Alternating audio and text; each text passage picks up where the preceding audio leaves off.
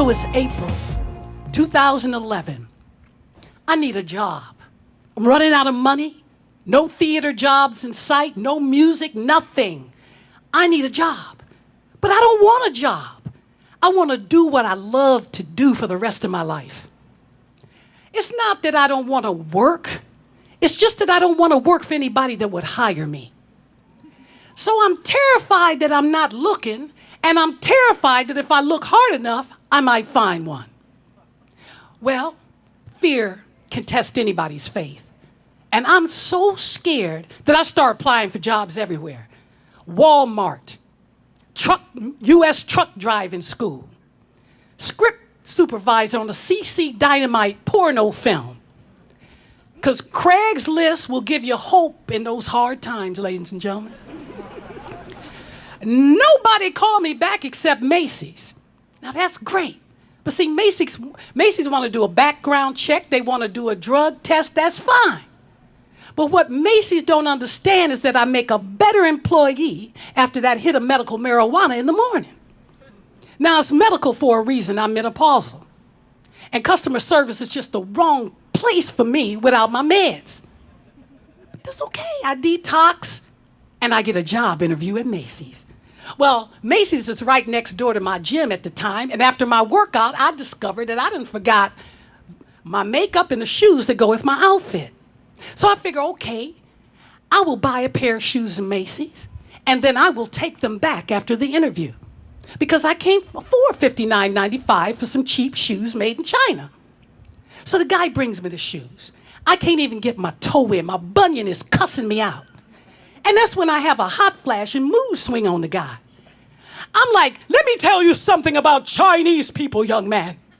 Chinese people don't know shit about shoes over a size 7.5 unless they're making them for Shaq. I'm an American, I wear a size 10, and if I could afford it, I'd fly to Taiwan right now and whoop somebody's ass and take their job.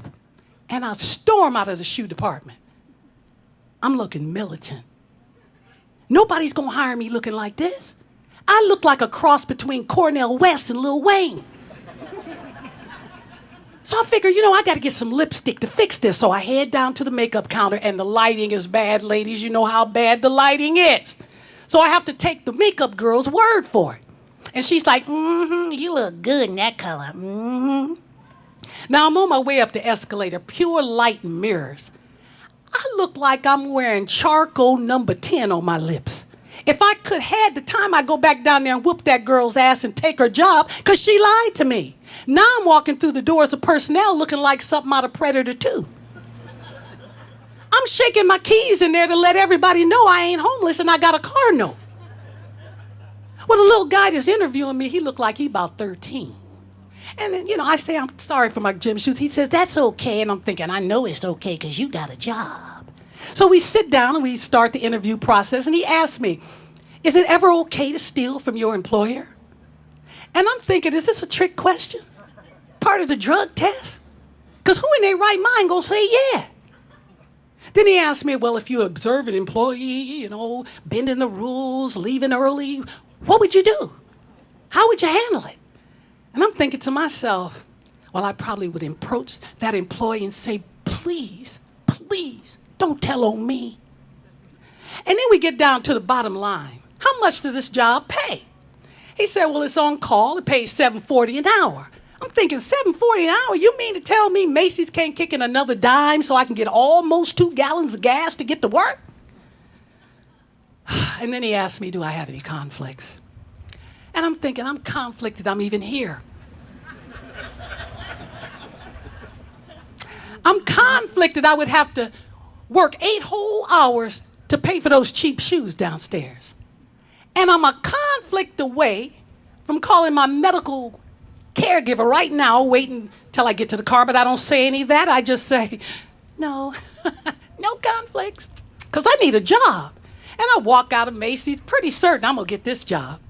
3 days later, I get an email. Dear Miss Shakoor, we regret to inform you that we cannot hire you at this time, but you are very strong in your interview and we'll keep your application on file. I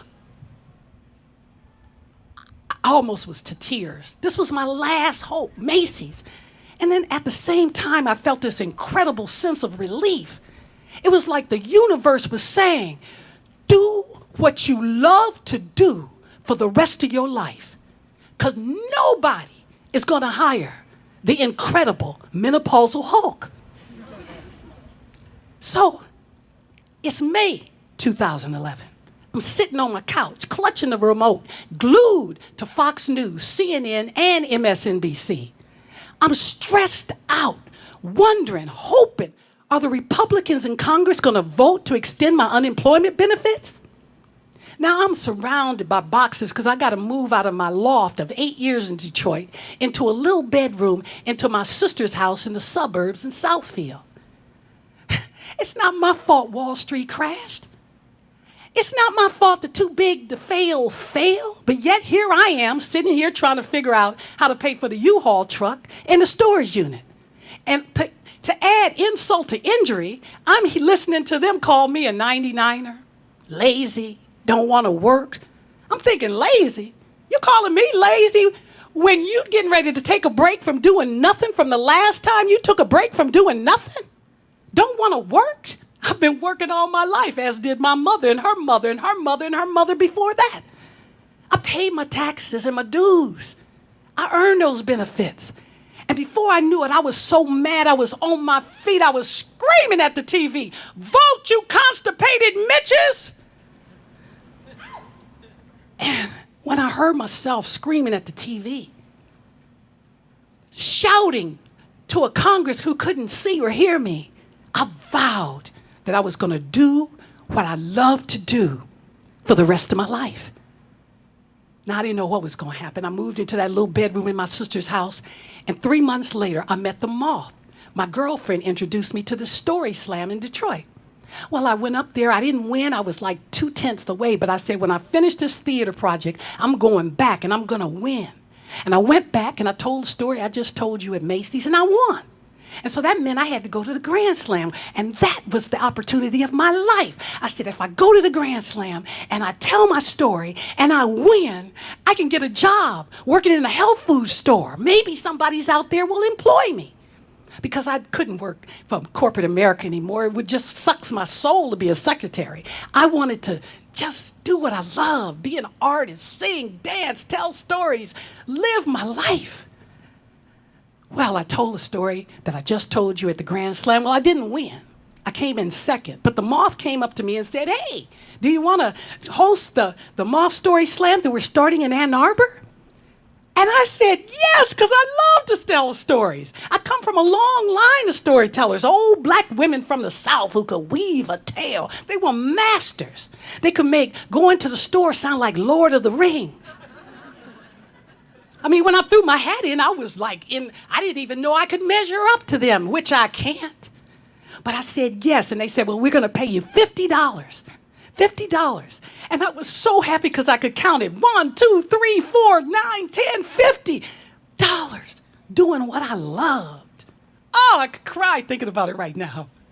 And I kept telling stories. They say, you want to tell a story at the Fillmore downtown? And I told a story about how in 2006, I was standing at the grave site, watching the lid close on my mother's casket.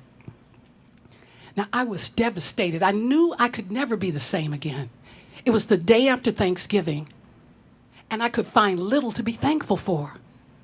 I remembered holding her hand in the hospital and my sister the other when the doctor gave us the news. The ovarian cancer had spread. There was no hope, and it would be cruel to keep her on life support. My mind froze with the news. I wasn't ready to lose my mother yet. She was my mother, my teacher, my friend. I was so angry that I couldn't control the outcome that I lashed out at the doctor in the plane. Is it her insurance? Would you be saying this if she were Barbara Bush? And that's when I heard my mother's voice cut through my emotion, reducing me down to her 5-year-old child. And she said, who am I to tell God that 86 years ain't enough? And then she looked at the doctor and she said, Doctor, I just want to thank you because y'all sure was nice to me. Thank you. words my mother taught me in childhood. And I watched that doctor's face go from failure to success in a heartbeat. Thank you. 2 words my mother taught me in childhood. I mean, she drilled it into us. What you say when somebody do something nice for you? Thank you. What you say when somebody give you something? Thank you. Well, I wasn't too impressed with the words until I went to 2nd grade. And Philip Miles, who sat across the aisle, when I dropped my pencil, he picked it up. And when I said, thank you, his face lit up in this big, wide, happy smile. Well, I dropped my pencil every day after that. Just so Philip could say I could say thank you, and I could make the sun come out in his smile. I love the words. I love the abracadabra of the words, the open sesame of their powers. I would drop a thank you on somebody just to see what they would do, like it was a science experiment. And then one day, Philip passed me a note, and it says, I love you. Do you love me? Check the box. Yes, no, maybe. Well, I checked yes. I mean, it was easy to love Philip. I mean, he picked up a pencil. Well, then as the years went by and life got harder, the thank yous began to shrink from my life. And it wasn't as easy to love people for simple reasons anymore. And that's when it occurred to me that if I wanted more thank yous in my life, I would have to create the opportunity for them to exist. So I would practice. I practiced saying thank you. And I was at that audition for Mamma Mia, 4th call back, British table full of the British director, the producer, the costumers. And I didn't get the part. I had to say thank you. I had to practice saying thank you and waiting, because in 2 months I would book 2 hit shows. Thank you. I had to find the thank you in betrayal, the thank you in the failure of a second marriage. Thank you knocked me to my knees when my son survived the car crash. I mean, the subsequent seizures that he suffered afterward, they were a blessing over his death. And then my mother told my sister and me, go on down there and get one of them big thank you cards. You know, the funny kind. I got a lot of people to thank. And she thanked the doctors and the nurses and the student nurses who looked like they about 12. She thanked the male nurse with thank you, for understanding that I didn't want you to give me no bath. I may be old, but I still got me some pride. She thanked the nurse who came in at midnight and told her story. She thanked the girl that mopped the floor. And you tell her, it ain't no harm in hard work. I was a maid all my life. But tell her, go back to school and get your degree. You're going to make a good mother. And then we took my mother home to hospice, which she didn't want to stay in the hospital. And people visit her all day, all through the day and all through the night. And 7 days later, she was gone. And a week after that, the funeral was overflowing with people who left tear-stained love notes around her. My son left a childlike drawing in her casket. All I took was from her modest estate was her wig, and I smelled it every day until the lingering scent of her courage was gone. And I knew after a while I'd be okay. But there was nothing that could prepare me for the death of my son 9 months later. He suffered he died from a massive seizure, the result of the brain injury he suffered in a car crash. And when I kissed his forehead, I was shocked at how cold his skin felt against my lips. And when they closed his casket, I died. My world went black. Thank you disappeared with God and other childish things. I was in hell, a dead woman walking. And then one day I was walking through Macy's, and I saw a mannequin wearing something my son would have worn. And I collapsed. And that's when I knew I needed help. So I went to this church in Detroit called Renaissance Unity. I went to the grief support group, and I cried and I screamed and I talked and I laughed and I listened through the stages of grief. Denial, depression, anger, acceptance, finally hope. I wanted to live. I wanted to live because I found out my son had a granddaughter. I wanted to live for her, for my life. Now it's 6 years later, but I don't even know who I am. I don't know where to start. But by this time, I'm in menopause. I don't have to worry about where to start. Between the hot flashes and the mood swing, it was clear. So I'm in Kroger's, in the grocery aisle, in the vegetable aisle. And all of a sudden, it was like somebody flipped the switch. And all of a sudden, I am horny as hell. I mean, I look up, I see this man, and I'm thinking, damn, he looked fine in that motorized wheelchair.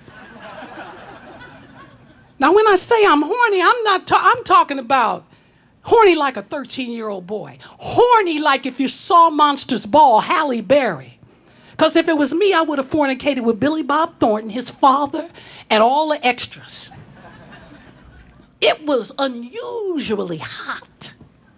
Now, this shocked me because the myth was when you go into menopause, you know, it's like vaginal dryness meets erectile dysfunction. It's a perfect match. I don't want to, you can't, hey! I thought that I could just coast until I got to the promised land of dried up eggs and freedom from maxi pads. I thought I would have an okay boyfriend, an okay life, get fat on the all-you-can-eat buffet and the cruise. Instead, I'm flashing truckers on I-75 in Detroit. This is not me. I'm a political junkie. I keep up on the political. This is just not me. But it hit me. I didn't realize how lonely I was, how in need of a man's touch. And when I couldn't take any more, I got some stilettos, and I went to Craigslist. Because Craigslist deliver right now. And I found an ad that seemed sane to my sensibilities. Good looking, house, car, job, seeks mature lady for drinks and a possible relationship. So I set my GPS for Tom's Oyster Bar in Royal Oak. Now, I'm not gonna say my standards were low walking in.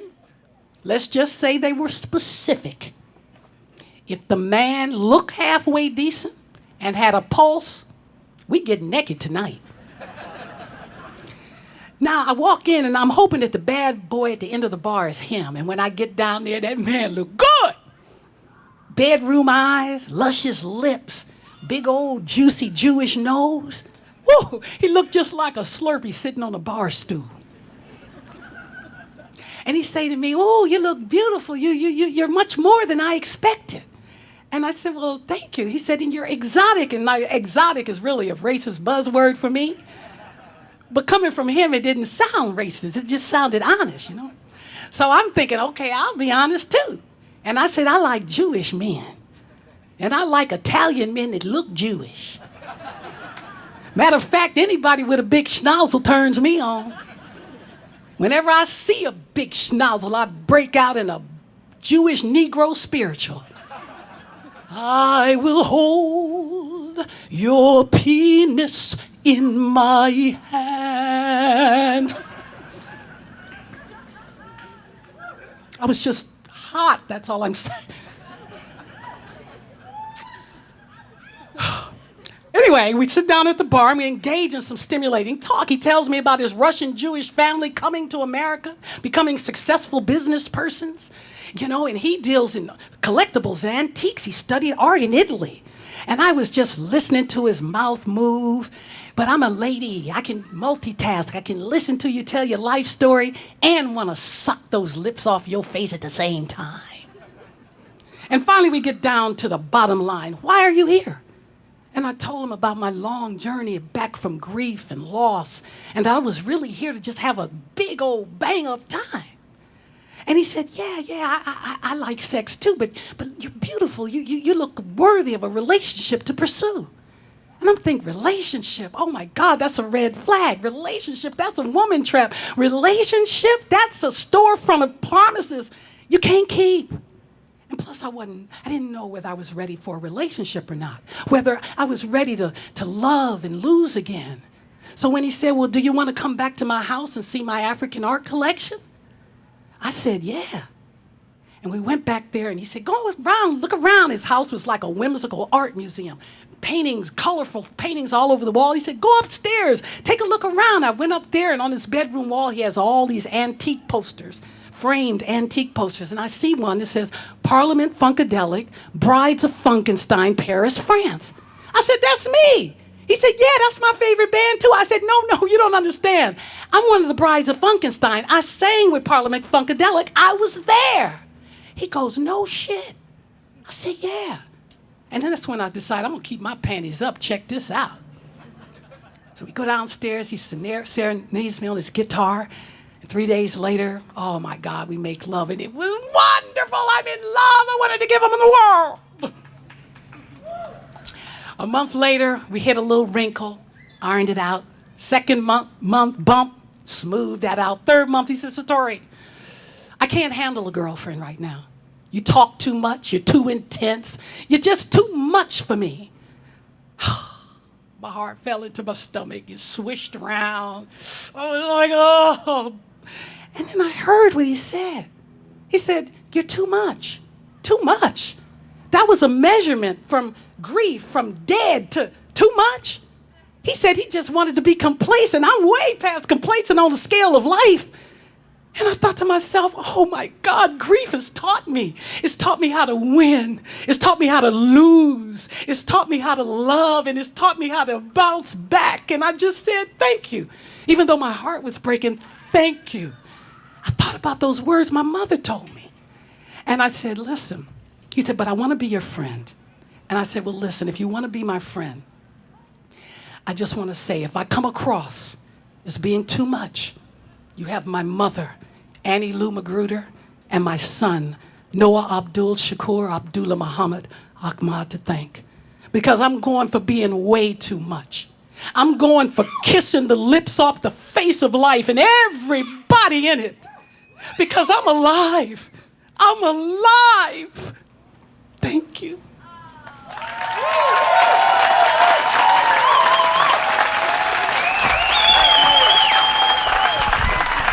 Keep it going for Satori Shakoor.